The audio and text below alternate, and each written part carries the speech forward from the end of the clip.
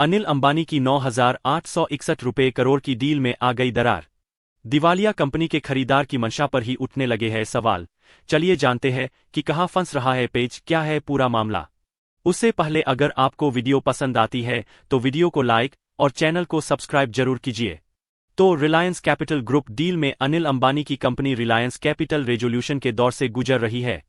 हिंदुजा समूह की IIHL ने नीलामी प्रक्रिया में सबसे बड़ी 9,861 करोड़ रुपए की बोली लगाई थी। इस डील को लेकर कई बार मुश्किलें आई है। कर्ज के जंजाल में फंसकर दिवालिया हो चुकी अनिल अंबानी की कंपनी रिलायंस कैपिटल को बचाने की कोशिशों पर संकट के बादल मंडराने लगे हैं। इस डील को लेकर एक के बाद एक मुश्किलें आ रही है। कभी डेडलाइन बढ़ाने को लेकर मामला अटका तो अब कर्जदाताओं ने हिंदुजा समूह की कंपनी IIHL पर आरोप लगाए हैं। इस डील को लेकर एक के बाद एक परेशानियां आ रही है, उतनी ही इस डील में देरी हो रही है। अनिल अंबानी की कंपनी रिलायंस कैपिटल रेजोल्यूशन के दौर से गुजर रही है। हिंदुजा समूह की IIHL ने नीलामी प्रक्रिया में सबसे बड़ी 9,861 करोड़ रुपए की बोली लगाई। इस डील को लेकर कई बार मुश्किलें आई है। अब रिलायंस कैपिटल के कर्जदाताओं ने आरोप लगाया है कि हिंदुजा समूह की कंपनी जानबूझकर देरी कर रही है। इसके चलते रिलायंस कैपिटल को बचाने के लिए रेजोल्यूशन प्लान मुश्किल में फंस रहा है। कर्जदाताओं ने आरोप लगाया है कि IIHL देरी करने की रणनीति अपना रही है।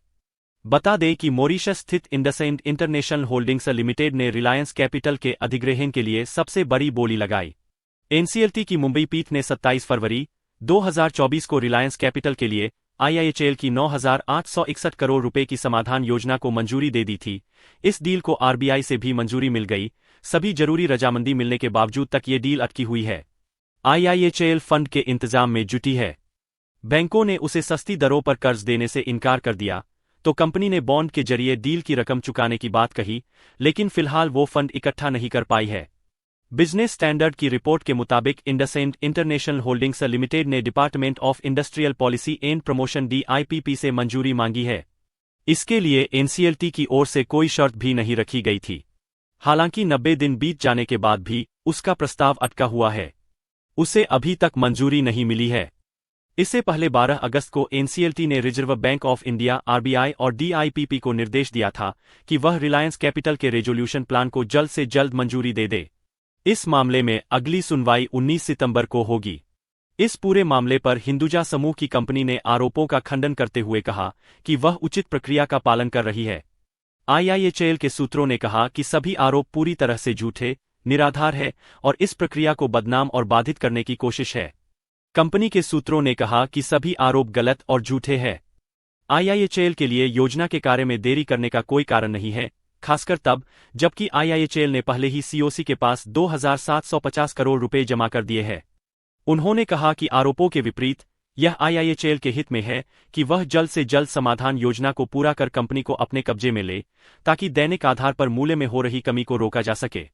DIPP की मंजूरी इसलिए जरूरी है क्योंकि IIHL के कुछ शेयरधारक हांगकांग के निवासी हैं, जो चीन नियंत्रित एक विशेष प्रशासनिक क्षेत्र है। प्रेस नोट 3 के अनुसार यदि भारत के साथ भूमि सीमा साझा करने वाले किसी देश जैसे चीन, बांग्लादेश, पाकिस्तान, भूटान, नेपाल, म्यांमार और अफगानिस्तान का कोई नागरिक या स्थायी निवासी भारत में निवेश करता है, तो उसे सरकार से इसके लिए मंजूरी लेनी होगी।